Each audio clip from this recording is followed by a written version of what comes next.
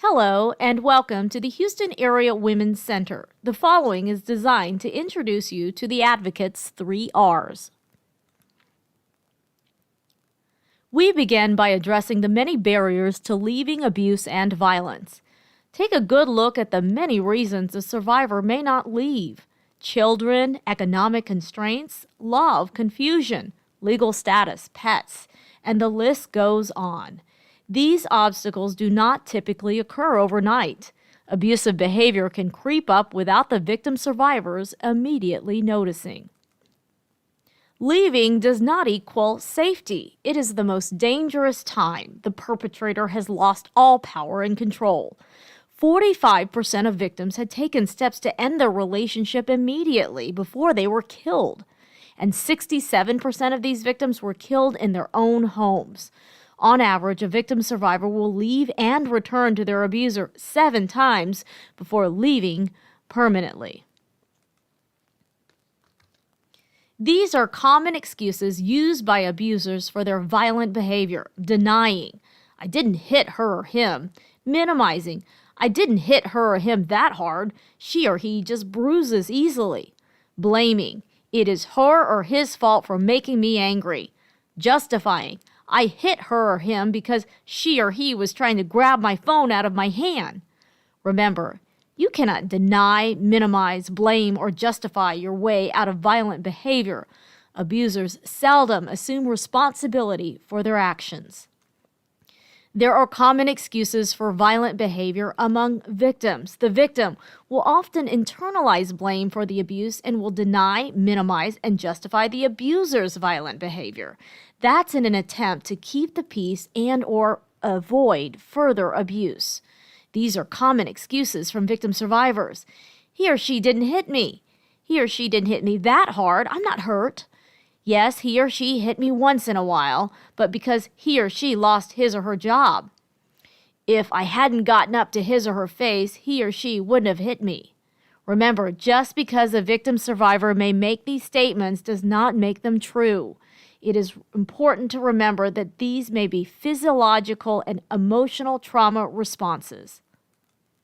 We welcome you to join us in supporting victim survivors. There are different types of advocacy. We are asking you to practice empowerment advocacy. Empowerment advocacy allows for a survivor to choose their journey and acquire tools to advocate on their own behalf. It empowers survivors by encouraging self-reliance.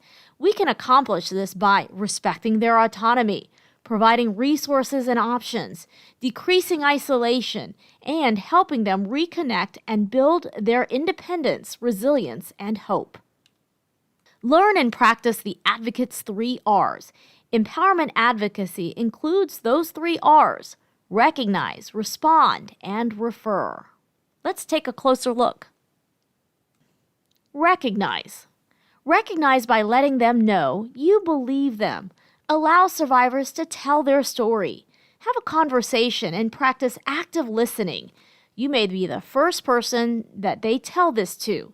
It is not our job to investigate. However, it is our responsibility to believe them by stating, "I believe you."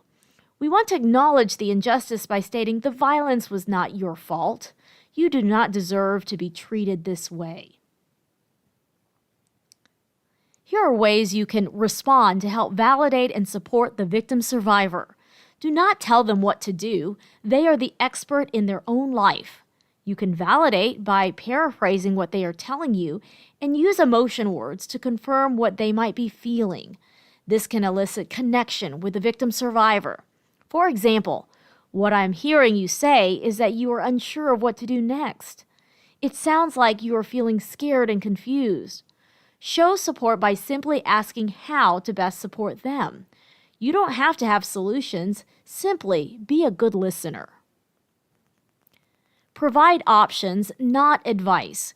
Refer them to community resources, such as the Houston Area Women's Center.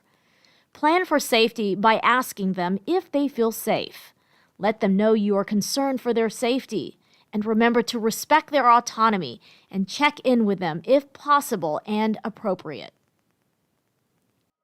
Although we prefer to be proactive, We must also acknowledge that we have been socialized to respond in ways that are not helpful. These are typical gut responses. Just leave. Telling a survivor to leave comes across as judgmental and often isolates survivors from further disclosing. I'm sorry. Sympathy is not empathy. We will learn more about that in a moment. I understand. I know what you're going through. We will never know what someone is going through. Even if you have experienced something similar, each person's journey is unique. Everything's going to be okay. We don't know that. We hope it's going to be okay. However, it is not appropriate to make that assessment. Hawk can fix it. Remember that each client chooses their own healing path and will select which services they'd like to use. What I would do, suggest, they may not ask you for suggestions. Most of us are not fans of unsolicited advice. What I think you should do, again, they may not be asking you. Victim survivors want to be heard, not told what to do. Why? Questioning their actions can be viewed as victim blaming. These conversations can be uncomfortable, and we may not always have the best responses. The following video by social work researcher Dr. Brené Brown helps explain the difference between empathy and sympathy when responding to victim survivors.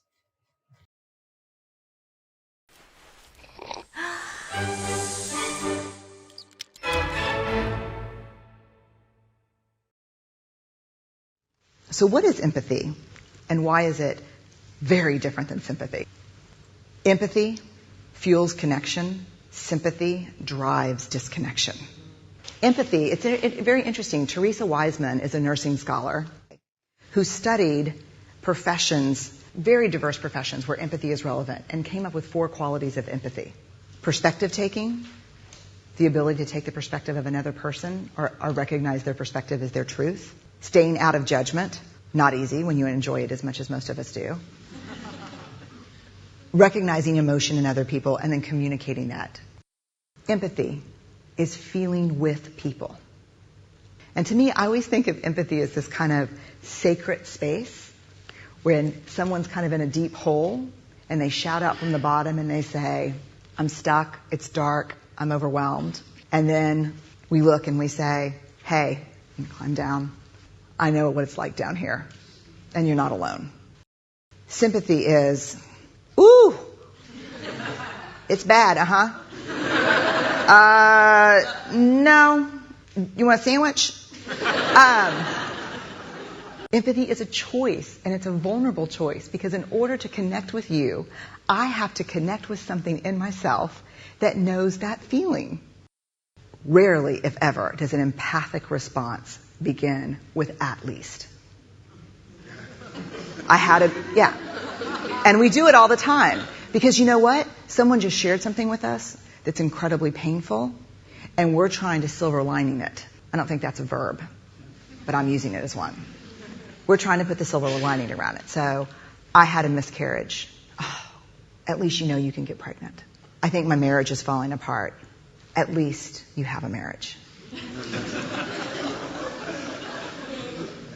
John's getting kicked out of school. At least Sarah is an A student. But one of the things we do sometimes in the face of very difficult conversations is we try to make things better. If I share something with you that's very difficult, I'd rather you say, I don't even know what to say right now, I'm just so glad you told me. Because the truth is, rarely can a response make something better. What makes something better is connection.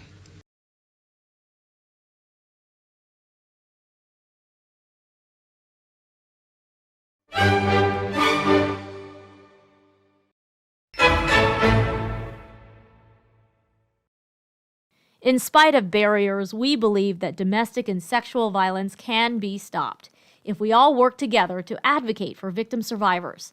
Thank you for joining us. We appreciate you taking the time to learn about the 3 R's: recognize, respond, and refer, and how to support survivors. Be sure to follow us on social media and head to hawc.org to learn more.